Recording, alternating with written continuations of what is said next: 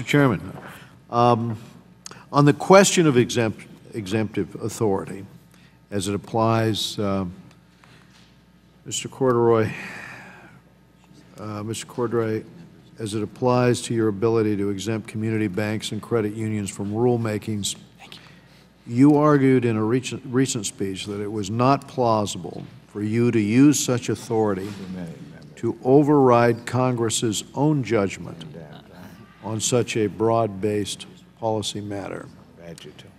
And, Director, as you know, Section 1022 of the Dodd-Frank Act gave the CFPB the authority to adopt regulations by allowing it to exempt any class of entity from its rulemakings.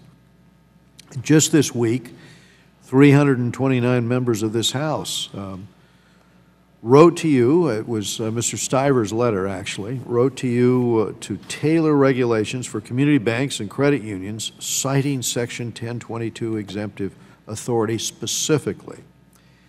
Do you believe that Section 1022 gives you the ability to tailor regulations for community financial institutions? And does a letter from, this would be over 3/4 of Congress, does such a letter change your view of congressional intent?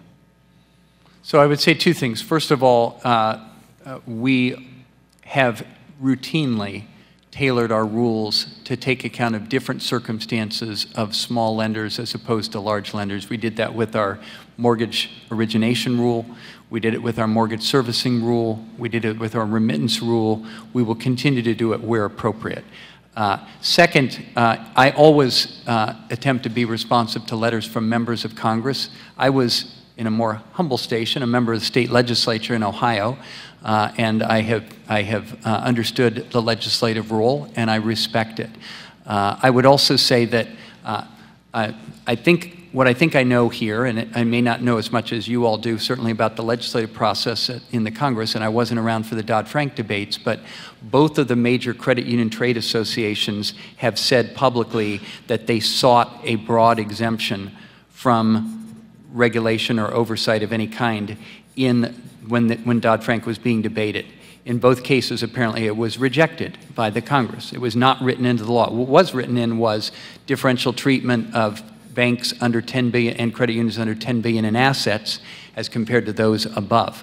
We have gone beyond that and at times provided special dispensations or special provisions for smaller creditors, often those of 2 billion in assets or below, and we will continue to do that where we find that to be appropriate on the facts.